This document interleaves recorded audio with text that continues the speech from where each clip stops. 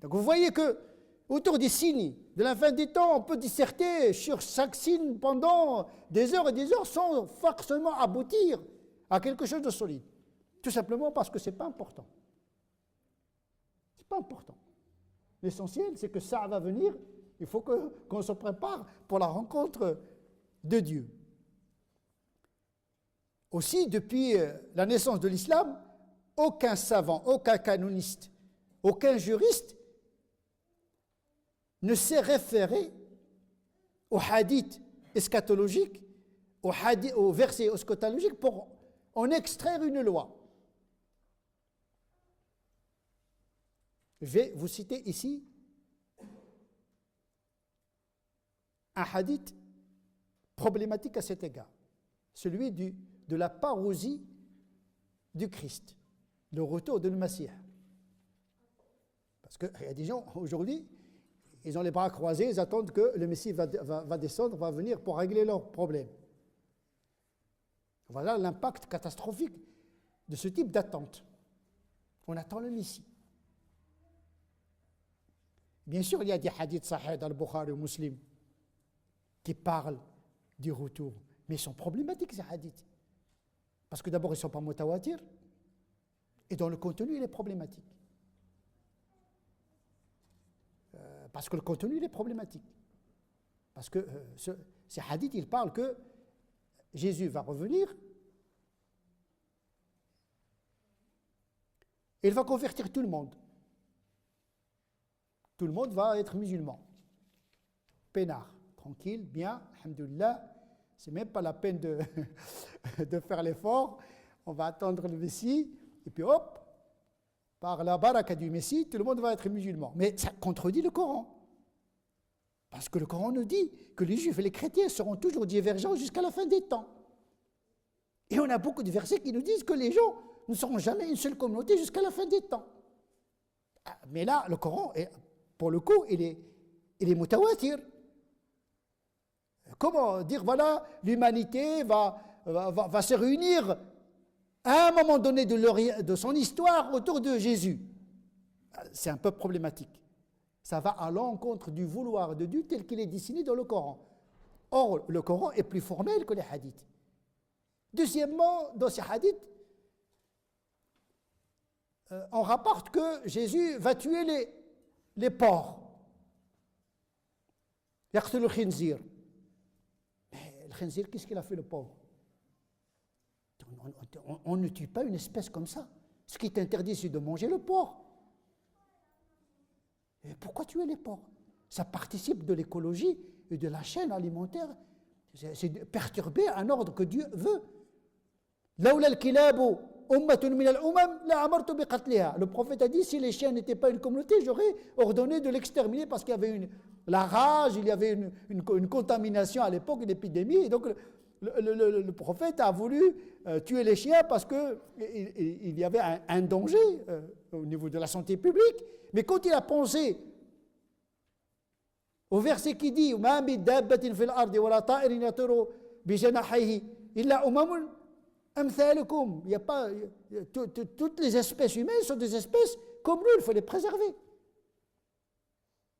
Et puis dans le hadith eschatologique de le retour de Jésus, il y a yaksuru salib. Mais dans la charia musulmane, on ne casse pas on doit tolérer les gens, les juifs, les chrétiens, on doit respecter leurs croyances. Pourquoi casser les croix? Certains disent, puisque c'est un signe de la fin des temps, puisque Jésus accomplit ça, donc je dois l'accomplir. Donc c'est une injonction.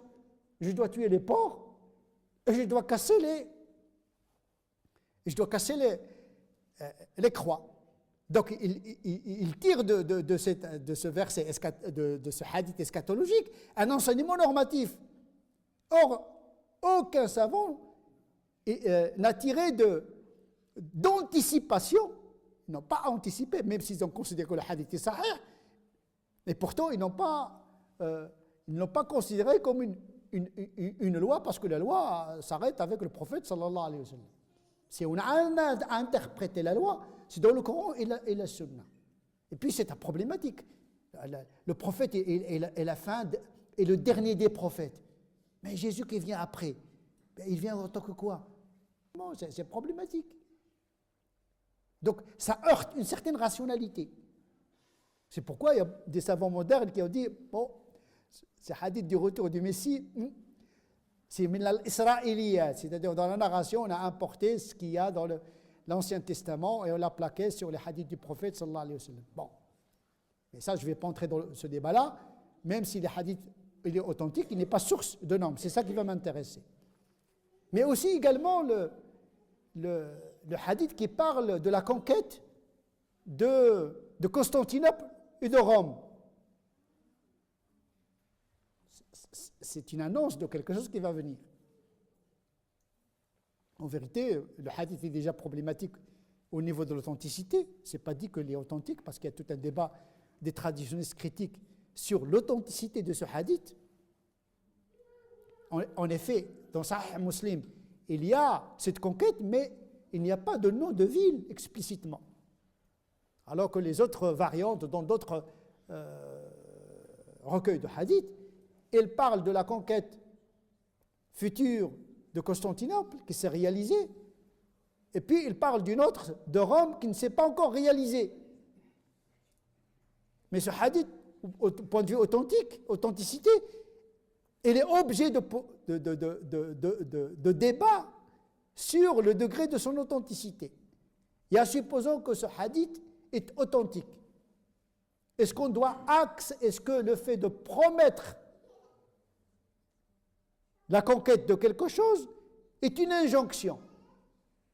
On n'a pas trouvé dans les recueils de l'fiqh, avant la conquête de Constantinople, il y avait un ordre des théologiens et des canonistes. Nous avons le devoir de conquérir pour réaliser une prophétie de Mohammed sallallahu alayhi wa sallam. On n'a pas à réaliser les prophéties. Les prophéties se réalisent d'elles-mêmes. Chose promise ne doit pas être conquise. Chose promise, c'est une chose acquise, mais non pas conquise. On ne fait pas de l'histoire un code. Pour revenir à la théologie de l'histoire, c'est que notre histoire passée et à venir n'est pas notre code. Que ce soit une histoire passée des ancêtres, nous ne devons pas la reproduire, et un événement qui va venir, s'il est positif, on n'a pas à l'accélérer. On n'en fait pas un dogme. Et donc voilà la difficulté dans laquelle on pourrait tomber, c'est-à-dire mettre les hadiths eschatologiques ou bien les versets eschatologiques dans le répertoire du normatif.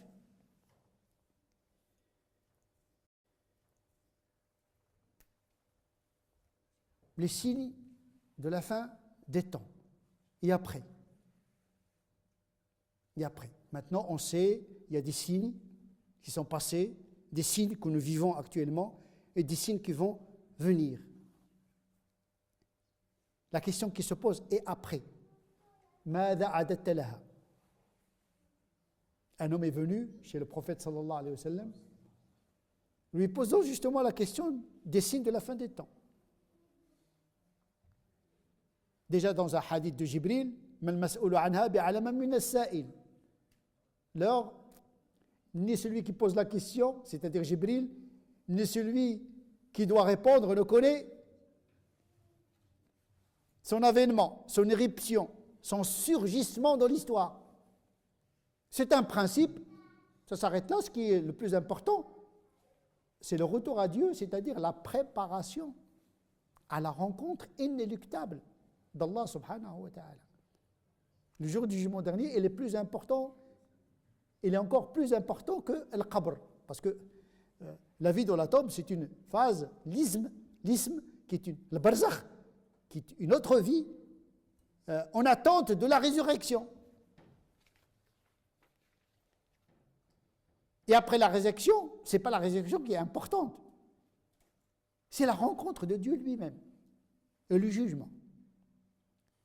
Et l'homme posa la question au prophète de l'informer sur les signes, pour que peut-être qu'il se prépare. Mais le fait même que la mort soit méconnue, inconnue, c'est déjà quelque chose qui doit nous motiver pour être toujours alerte.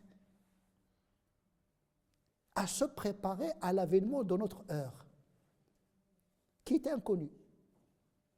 وَمَا تَدْرِي نَفْسٌ بِأَيِّ أَرْضٍ تَمُوتُ. Tu ne sais pas quand est-ce qu'on va mourir, dans quelle terre on va mourir. Donc, vous n'avez que le présent. Vous n'avez que le présent. Et le prophète de répondre, de poser la question à cet homme, et qu'est-ce que tu as préparé pour ce jour-là? Tu me poses la question sur les signes de la fin des temps, mais qu'est-ce que tu as préparé pour la rencontre de Dieu? C'est ça qui doit nous importer. La réponse se trouve également dans un hadith authentifié par l'Albani, rapporté dans l'Adab al-Mufrad de Bukhari, dans lequel le prophète dit, si quelqu'un était en train de planter une plantule et a vu le jour du jugement dernier survenir l'avènement de Sa'a, les fins dernières sont en train de s'accomplir, eh bien qu'il termine son acte, qu'il ne l'arrête pas. Il n'a pas dit, il laisse la plantule, il va faire 2 rak'at, il laisse la plantule, il va aller à la mosquée. Non, non, non, tu continues ce que tu fais. Tant que tu fais le bien, tu le continues. Tu vas au supermarché pour acheter le halal pour tes enfants, ou bien pour s'habiller, etc. Si tu vois le jour du jugement dernier survenir, continue à faire ce que tu fais. Tant que tu fais le halal et le bien, c'est-à-dire ce qui importe dans tout ce dispositif, les signes de la fin des temps, inconnus d'ailleurs, annoncés, mais qui n'est pas dévoilé, c'est que l'homme doit être alerte. C'est-à-dire il faut éterniser le présent. On dit toujours que le présent, c'est un futur déjà passé. Tu n'as que ton présent. Eh bien, concentre l'éternité dans le présent. Et peu importe les signes de la fin des temps, et peu importe le surgissement de Sa'a, de Qiyam Sa'a.